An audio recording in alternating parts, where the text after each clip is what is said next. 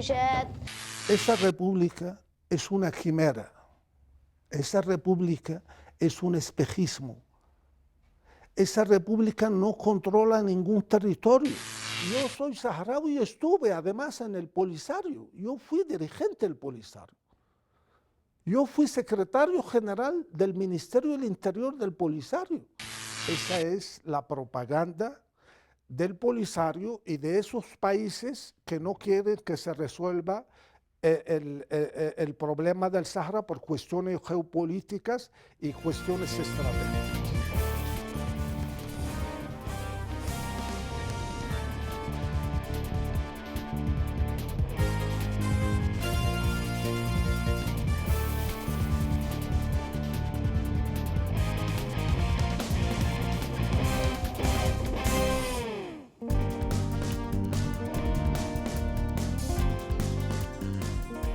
¿Qué tal, amigos? Bienvenidos una vez más a un programa de Global, un programa donde hacemos análisis de lo que ocurre en el orden internacional. Recordarán que la semana pasada estudiábamos el tema de lo que ocurre en el Sahara Occidental, entrevistamos a la doctora Indira Sánchez, quien nos dio una posición respecto a las aspiraciones de este pueblo, que lucha por lograr su propia autonomía una vez que España no ha dado un referéndum que posibilite su propia independencia.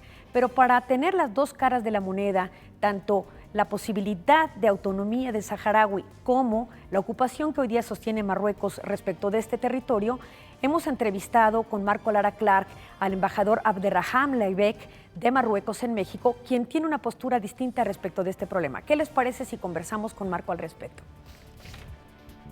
Marco, ¿cómo estás? ¿Cómo estás? ¿Cómo te fue con la entrevista con el embajador Leibek en México? Fue muy interesante por dos razones. Hay que recordar que el conflicto en el Sahara Occidental que plantea el pueblo saharaui de esta región es herencia del viejo orden colonial, tiene alrededor de 50 años y casualmente el embajador Leibek es saharaui.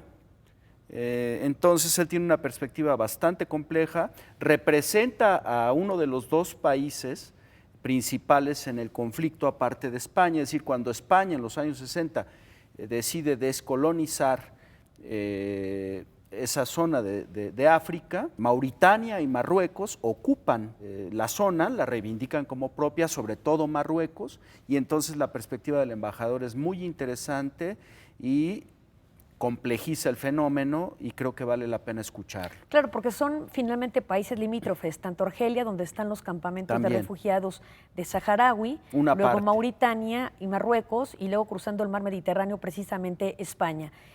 Vamos a conocer un poco sobre el tema y la entrevista que tú realizaste al embajador, que lo que es curioso es que saharaui lucha por una independencia después de un proceso de colonización, cuando el propio Marruecos vivió en carne propia lo que es la ocupación después de que España y Francia se dieran hasta 1956 la posibilidad de independencia de Marruecos, ¿no? Sí, estos dos hechos están vinculados, todo el proceso de liberación de lo que se conocía como de las que eran las colonias, y en esta primera parte de la conversación con el embajador Abderrahmane Leibek, Ileana, habla sobre la perspectiva de Marruecos y de él mismo como miembro del pueblo saharaui y cómo conciben ellos esta reivindicación que hace el pueblo saharaui en esa zona. Estamos hablando de una población de alrededor de 500,000 habitantes en condiciones muy complejas.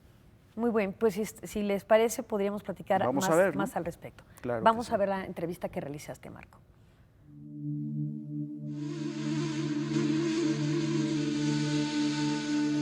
El problema del Sahara es un problema heredado del colonialismo, ¿no?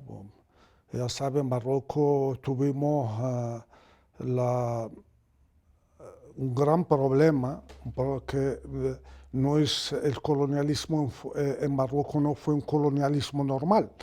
Quiero decir que no es una potencia, una sola potencia la que ocupó Marruecos, ¿no?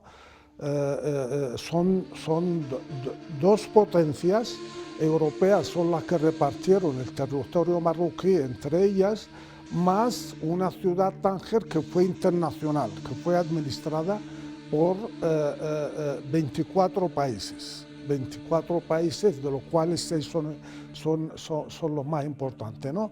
Entonces, el norte fue un protectorado español, el centro un protectorado francés y el gran sur, el Sáhara, un protectorado español y un pequeño territorio enclavado también en el territorio marroquí, en la zona francesa, se llama Sidi Ifni. Entonces, cuando empieza la época de la descolonización, y Francia descoloniza, que es la parte francesa, la más importante del territorio, la más extensa, España también entregó a Marruecos la parte norte. Y quedó ese pequeño territorio, Sidi Ifni, otro territorio que es Tarfaya Tantán, en el Sáhara también, que forma parte del Sáhara, que le llaman ustedes el Sáhara Occidental, el Sáhara marroquí para nosotros, y el Sáhara, que todavía está en litigio. El 58 España entrega un territorio de 30.000 kilómetros cuadrados, se llama Tarfaya Tantán, el 58. Marruecos siguió reivindicando, desde su independencia reivindicó el Sáhara, porque siempre históricamente formó parte integrante del Reino de Marruecos o del Imperio marroquí. Entonces España entregó el 58, como dije, el territorio de Tantán, que son 30.000 kilómetros. El 69 entrega el pequeño territorio de Sidi Ifni y queda el gran territorio del Sáhara, que es un territorio de unos 288.000 kilómetros cuadrados, que siempre Marruecos reivindicó. Marruecos es el que reivindicó a las Naciones Unidas. Y para que quede claro, el 56, el expresidente de Estados Unidos, Eisenhower, propuso a Franco que entregara el Sáhara a Marruecos y no quiso, y Franco nombra entonces, cuando Eisenhower le propuso que entregara el Sáhara a Marruecos, la declara provincia española y dijo que él no tiene colonia. Con eso llegamos al 74. España tenía la pretensión de formar un microestado para vigilancia de Canarias, y cuando no pudo ser, porque habían entonces en el 74, en los años 70, colonias más importantes: Angola, Mozambique, las islas del Cabo Verde, Sao Tomé y Príncipe y Guinea-Bissau, colonias portuguesas. Pero en el 74 pasa lo que se llama la Revolución de los Claveles, llevada a cabo por los oficiales portugueses. Entonces Portugal da la independencia a sus colonias y España queda desmantelada. Ya no podía mantener una colonia, entonces reconoció la verdad. Reconoció que el Sáhara es marroquí porque negoció con Marruecos el 74, febrero los acuerdos de Madrid. Para mí, la idea del separatismo la creó España, no somos los saharauis, porque yo soy saharaui, además del sur del Sáhara.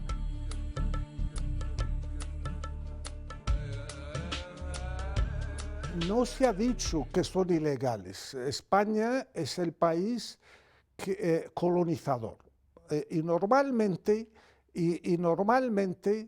el país, la cuestión de la descolonización se hace entre la población ocupada y el país ocupante.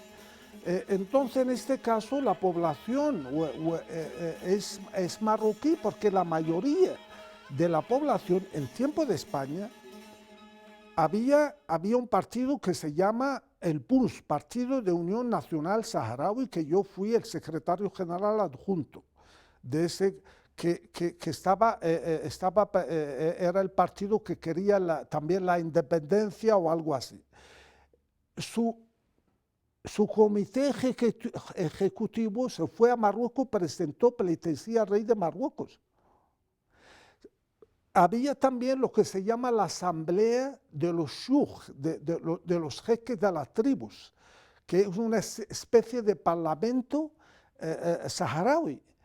también el presidente y la mayoría de los sheikhs se fueron hacia el norte y presentaron pleitesía al monarca marroquí, a Hassan II. Entonces, España, por eso España no tuvo más remedio que entenderse con Marruecos y entregar el territorio, porque España es la que conoce la historia del territorio y sabe que la componente humana del Sahara siempre formó parte del pueblo marroquí, porque no hay ninguna laguna que nos separa a nosotros los saharauis del resto del pueblo marroquí. Marco, ¿qué te parece si vamos a un corte ahora y en unos momentos más volvemos con esta parte de la conversación?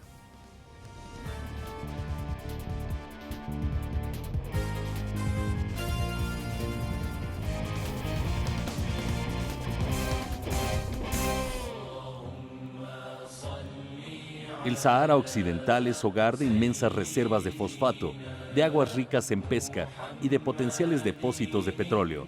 Marruecos mantiene el control de facto de los centros urbanos y económicos, se beneficia de la extracción de estos recursos naturales.